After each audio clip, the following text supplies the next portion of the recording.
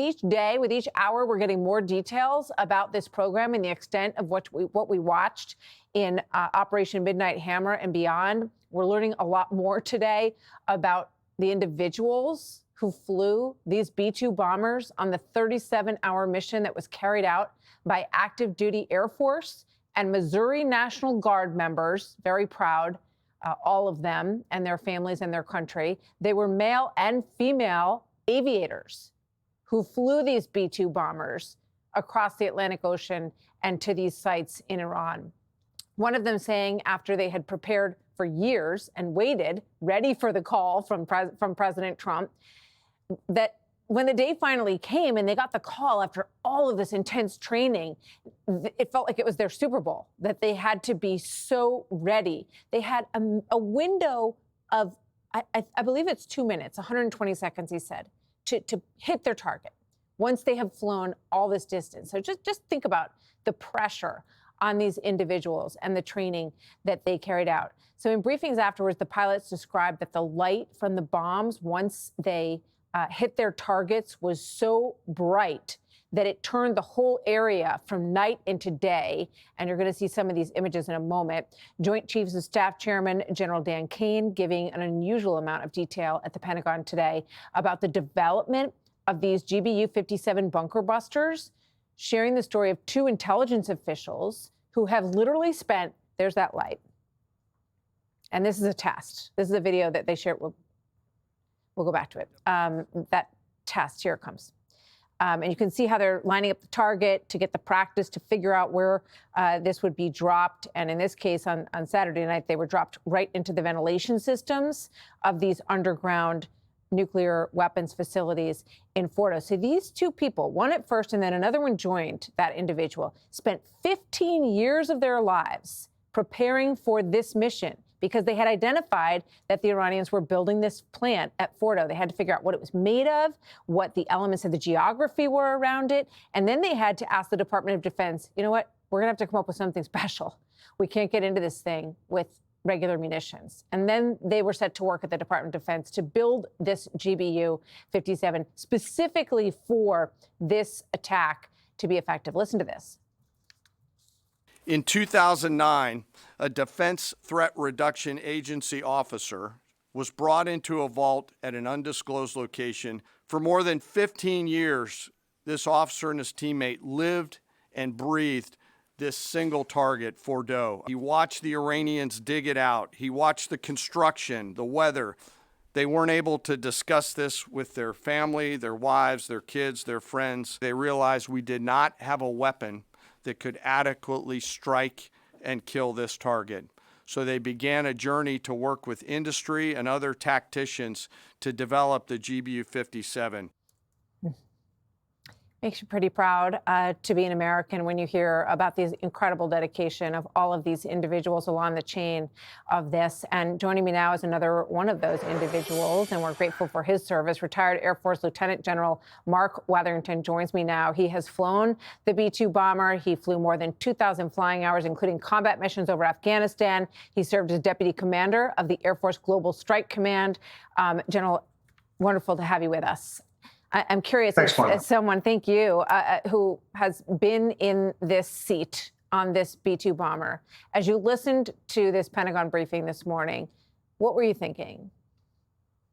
Well, I'm just amazed, as you just said, about the amount of time and effort that was given to this target set. And I can assure you that for those 15 years, there were folks not just at DTRA, but other places focused on the weapon, focused on the fusing, focused on the tactics and training and preparing those crews. And this mission has been rehearsed again and again and again because it was that important.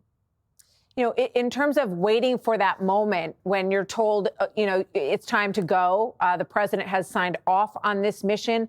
Let me just play this quickly. This is from General Kane today, describing what this is like for the families and all the people connected to these pilots and everyone else involved.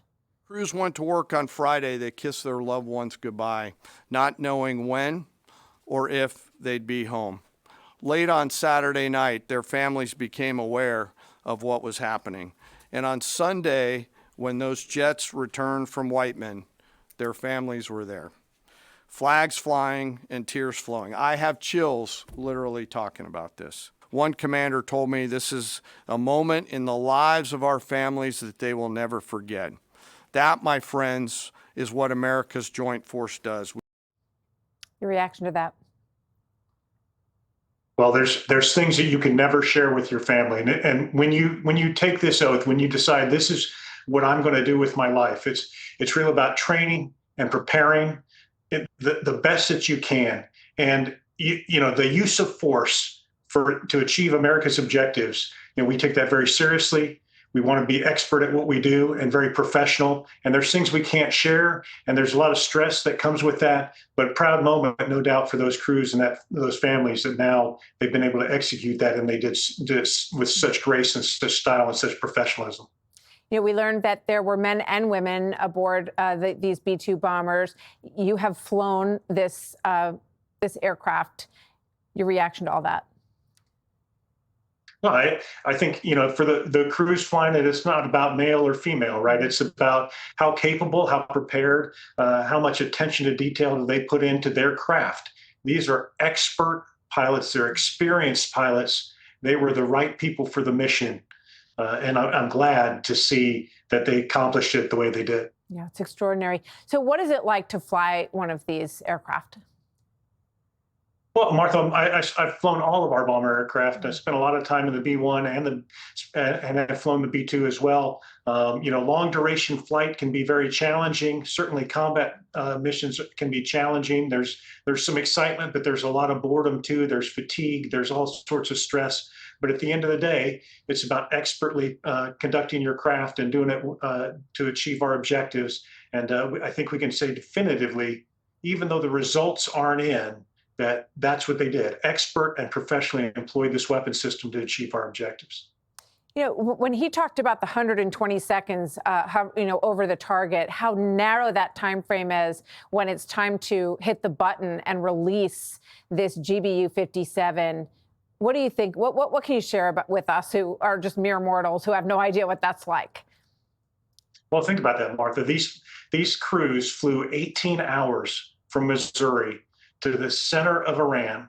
There's winds, there's weather, there's air refuelings along the way. They've got and to do that and to arrive in the target area and have 2 minutes to perfectly execute this attack that's planned so that weapon comes off at the right airspeed, achieves the right parameters in terms of impact angle, velocity, and achieves those results. It's remarkable. It takes a lot of training. It takes a lot of effort, skill, concentration, and teamwork. And they're doing that with a group of other aircraft that are performing other functions to make sure that entire package is successful. Yeah, and we learned today that there was concrete poured over some of these ventilation shafts, and that the first bomb was to blow that off, which was probably a relatively new part of this mission for them. So it's just extraordinary. General Mark Wetherington, thank you so much for sharing your experience with us, and good to have you here. Thanks again, sir, for your service to our country as well. Thank you very much. Hey, Sean Hannity here. Hey, click here to subscribe to Fox News YouTube page and catch our hottest interviews and most compelling analysis. You will not get it anywhere else.